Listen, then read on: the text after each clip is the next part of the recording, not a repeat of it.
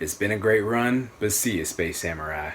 Yo, dudes and dudettes, your friendly neighbor Jaxblade here with another episode of Would That Work Out?, where I use my knowledge of personal training and my love of fitness science to analyze whether a fictional character's routine, if attempted in real life, would actually work. And today we talk about one of my personal favorite heroic badasses, Samurai Jack, who trained from childhood to adulthood in a variety of styles to become one of the greatest samurai in history. And for those who want to know my thoughts on the series finale, I have a playlist of videos of myself reviewing all of this season. And you can also hear my great impressions. Yeah, hey, how's it doing, babe? Samurai Jack is like Cartoon Network's own original Batman. But would his training actually work in real life to get you a nice, ripped, strong, athletic body like the samurai? Well, duh. The dude practically pulled a Kenichi and had some of the greatest teachers there ever was train him from childhood to adulthood. So there you go.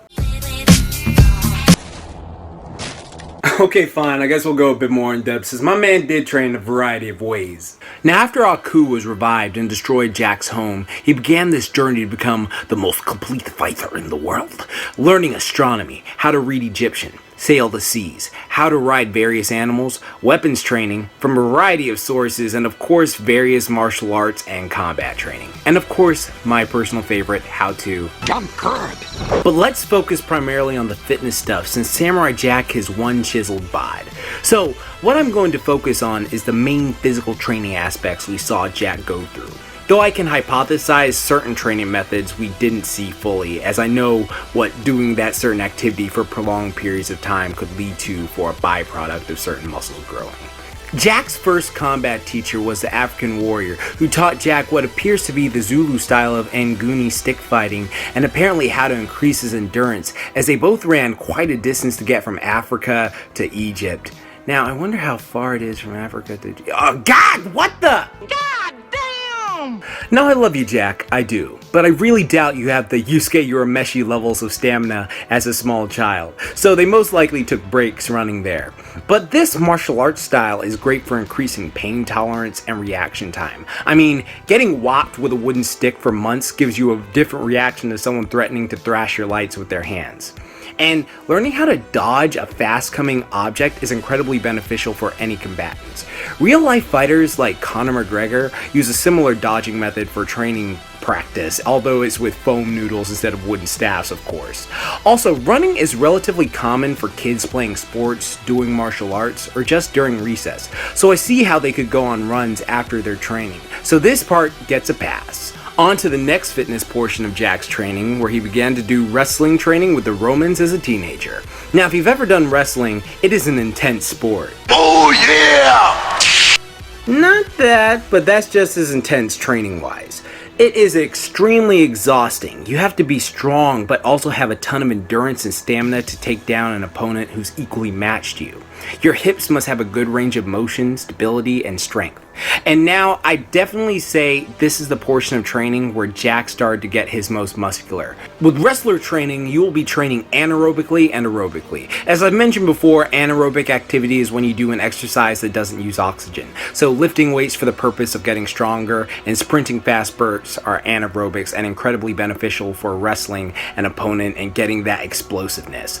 Also, aerobic activity is something I mentioned before, but it's an exercise you do that uses oxygen, so any form of moderate cardio is aerobics, which is beneficial to have the stamina to keep up with your opponent, and also help keep your heart and lungs healthy so you have a healthy VO2 max, which I've explained several times before. Also, the practice of wrestling against opponents of all sizes helped Jack better improve as a fighter by learning different maneuvers and tactics. By following your standard wrestling routine, I'd say yes, this gets a pass as well, and definitely helped Jack become more muscular. Next up, Jack learned archery from one of the greatest bowmen there ever was, Robin Hood himself.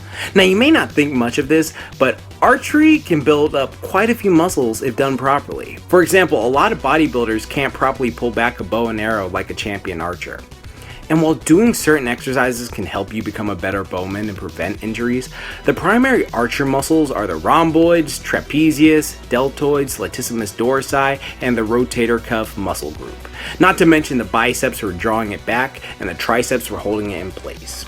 Now, doing these over and over can lead to muscular development of those muscles mentioned.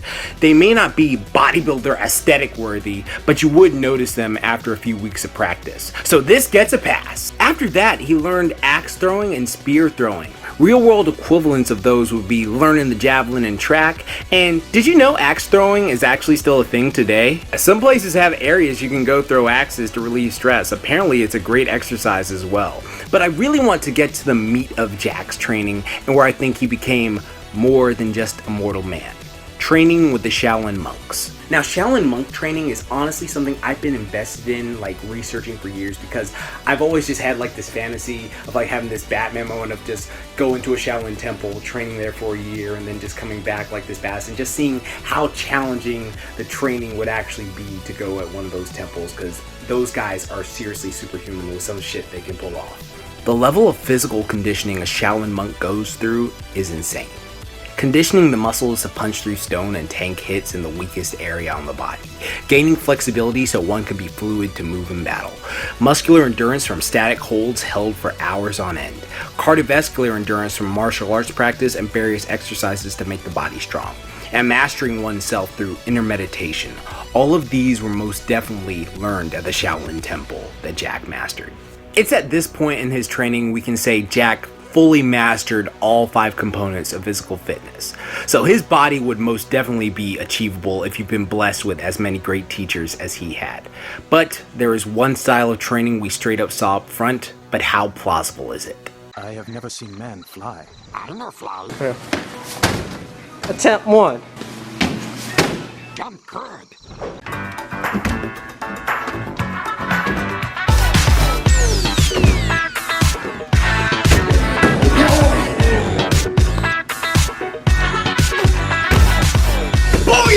No, jump good.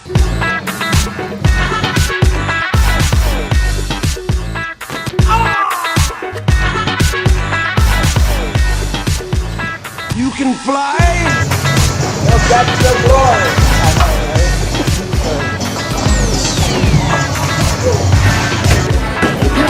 You jump good.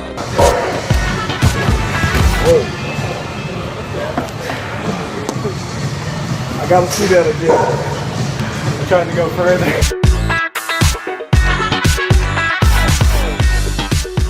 For people wondering, I'm 5'9", same height as Goku and Saitama, and yes, I can dunk. But apparently we're not allowed to at my freaking gym because some asshole ripped the net down when he dunked during a game, and so it just ruined it for all of us. Now, I did a Samurai Jack routine on how to increase your vertical, and it was actually my very second Tough Like the Tunes episode, so check that out after this if you're interested. But is the way Jack does it in the series actually plausible? No. But this method here would require you to be some sort of super strong metahuman. First off, tying heavy ass rocks to your body is one thing. It can be mimicked with heavy ankle weights on the forearms and legs, but I do not recommend it. But carrying a goddamn boulder on your back, alright, let me explain something. A small boulder could weigh around 1,200 pounds. First off, if you're not instantly crushed, your back is going to be wrecked. Not to mention having so many sprains, strains, and imbalance injuries. I go further in depth in the pros and cons of weighted clothing in my Wood Rock Lee's training work and Wood Roshi's training work videos, so be sure to check those out after this. But yeah, this is something you would most definitely not want to do. And Jack doing this showed off like that was some superhuman shit he was pulling off. Now, all in all, would Samurai Jack's training work?